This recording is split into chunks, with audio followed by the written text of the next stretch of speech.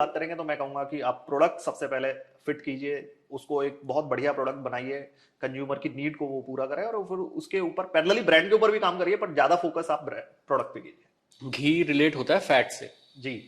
और एक तरफ हम बोलते हैं घी हेल्दी है, जी। दूसरी तरफ अगर हम बात करें तो कुछ केसेस है जैसे डायबिटिक लोग हो गए जी। या कुछ हार्ट से रिलेटेड लोग हो गए या सीनियर सिटीजन हो गए, उनको जी। बोला जाता है कि घी थोड़ा कम खाइए। जी।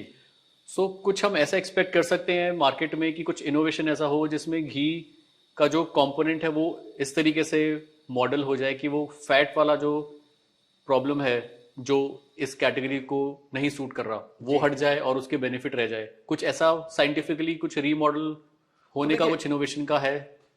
ओल्ड एज का स्पेसिफिकली आप पूछ रहे हैं, तो मैं एक्चुअली इसको तो बहुत अच्छे से एड्रेस नहीं कर पाऊंगा आपके क्वेश्चन को, क्योंकि आई थिंक ये काफी साइंस, और मैं बहुत हाँ ही हाँ साइंस में बिलीव करता हूँ। हाँ हाँ। ठीक है, मैं वो कन्वेंशनल विजडम अपनी जगह पर है, बट साइंस में भी मैं इक्वली बिलीव करता हूँ। बट घी का एक क्लेम जो है कि वो मोटापा बढ़ाता है, वो हाँ साइंटिफिकली अब चेंज हो रहा है। ठीक हाँ है, वही क्योंकि मैं पूछना चाह रहा हूँ। घी का जो पूरा का पूरा जो बनाने, उसकी जो फैट है वो तो दो तरह की फैट होती हैं। ठीक है, एक है सैचुरेटेड फैट, एक है अनसैचुरेटेड फैट। तो जो अनसैचुरेटेड जो फैट हैं घी की, वो काफी हेल्दी हैं। नई जो रिसर्च जो आ रही हैं, और लगातार जो भी फूड से रिलेटेड जो इन्फ्लुएंसर हैं आप देखेंगे, तो वो लगातार बोल रहे हैं कि घी को आप अपनी डाइट में इंक्लूड कीजिए, उससे मोटापा नहीं बढ़ता है। ठीक है, काफी हद तक ये जो वेस्टर्न जो एजेंडा रहे हैं हमारे फूड की हैबिट्स को चेंज करने के लिए, उसमें घी को काफी विलेन बना के रखा गया है।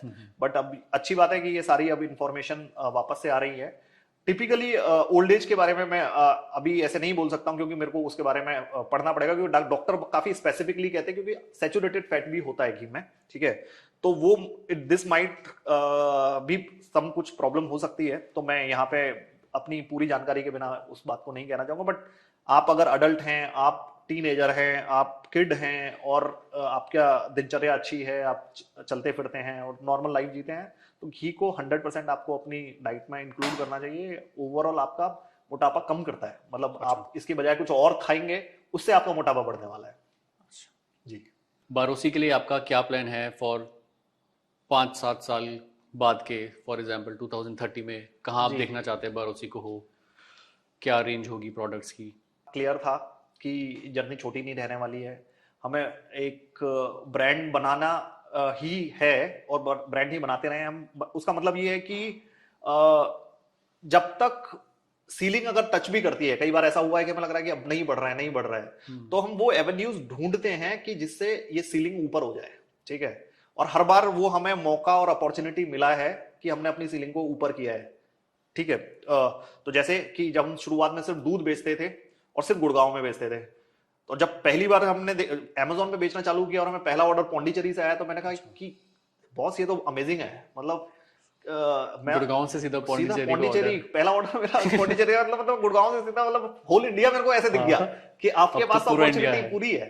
तो वो सीलिंग एक झटके में ऊपर गई। फिर उसके बाद शार्क टैंक में जैसे हमने बताया कि किस तरह से उसने पूरी हमारी बिजनेस को और हमारी पूरी लाइफ को अलग तरह से चेंज किया है। तो हमने ये अपनी ब्रांड की सीलिंग्स को जब भी ऐसा लगा है, तो उसको ऊपर बढ़ाया है। आज से 5 साल, और अगले उसके 5 साल, और उसके भी अगले 5 साल हम भरोसे ही कर रहे होंगे।